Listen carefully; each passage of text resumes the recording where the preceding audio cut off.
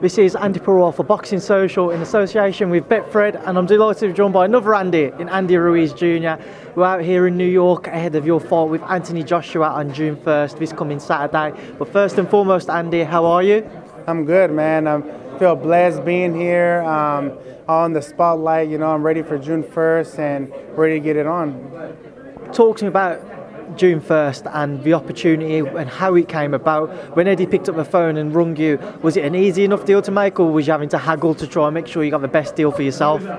Yeah, we had to go back and forth with my team and his team, but thanks to God, we got it done. We're here now, June 1st, Madison Square Garden, and we're ready to take that victory. How is the fight going to play out on Saturday night? Yourself and Jarrell Miller, two different fighters, two different styles. What problems do you feel that you'll be able to cause Anthony Joshua that Jarrell Miller wouldn't have been able to? I think the speed, the pressure, the head movement, I don't think it's going to be easy to hit me because I'm small, and as long as we stick to the game plan and do what we got to do, it's going to be hard for him to get this victory. How can you see the fight playing out if you go through your mind round by round? Do you see yourself forcing that stoppage victory, or can you see it going the distance? It could go either way. There's two big heavyweights. It only takes one punch to change the whole fight. I'm confident that I could win by the distance, and I'm confident that I could get him by knockout as well. As long as we stick to the game plan, work the body into the head, and switch it up on him, anything is possible. What are you wary of that Anthony Joshua will bring that maybe you haven't had to face previously?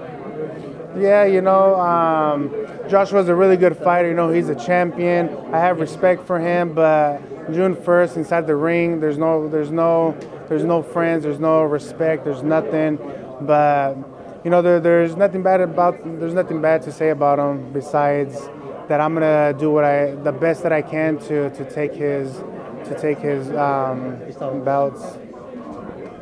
Even though obviously you're closer to home fighting here in New York than what Anthony Joshua is, knowing that he's travelled over, what do you think the difference will be in the fans? Do you think Anthony will be the more supported fighter on the night, or do you think you'll have more fans in there? You know what? I think it'll go either way. Maybe he'll have more fans, maybe I will. It really doesn't matter. As long as we get the victory and as long as we're focused on what we got to do, that's what matters. Getting the victory and making history and become the first Mexican heavyweight champion of the world. Obviously, you stepped in because Jarrell Miller failed three drugs tests, I should say. What were your thoughts when you found out about his failed drugs test? You know what? It was a little disappointing, but things happen. He's not the only one. There's a lot of heavyweights that have been doing that and probably still do it. But if it wasn't for Jarrell Miller, this wouldn't have happened. So thanks to Jarrell Miller, and we're ready for June 1st. A lot of other fighters were offered a fight, such as yourself, likes of Luis Ortiz, Adam Kaunaki, etc. They were turning it down, and some people seem to believe that there may have been a possibility Luis and Adam themselves may have been in some form of a cycle on PEDs. Do you think that was a possibility and one of the reasons why they turned the bout down? Maybe, in this sport you can't be too greedy, and at this point I wasn't too greedy because I just wanted the opportunity and the chance to make history, and I'm here now. Luckily we did come to an agreement, me and Eddie Hearns and my team, and we're here now. What's it like trying to negotiate with Eddie, and what was your involvement in the negotiations? Eddie Hearns is a really good guy, really good people. He cares about the fighters, and I'm blessed to be here. Really blessed to be here. I just wanted to get your thoughts on the rest of the heavyweight division. Start off with Deontay Wilder's victory against Dominic Brazil just a matter of a couple of weeks ago now, or it might have been last week even. What was your thoughts on that fight? I thought it was a good fight. I feel Dominic could have done a little bit more. I feel he could have been more careful, with the right hand.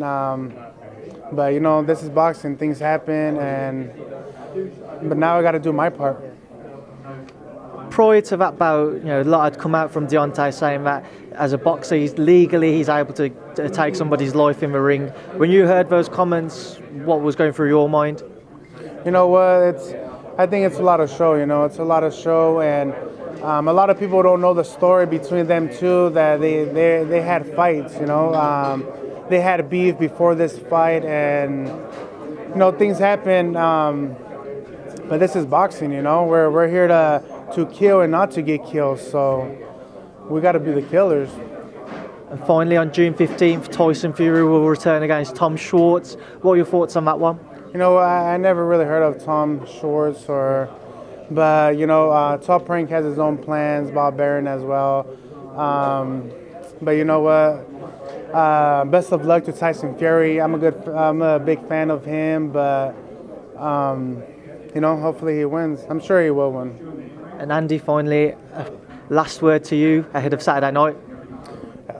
Tune in, man. Tune in June 1st on Dan's. There's going to be the biggest upset of boxing history. Andy Ruiz is going to become the first Mexican heavyweight champion of the world. Follow me on Andy_Destroyer13, baby. Yeah. Andy, thank you. Thank you.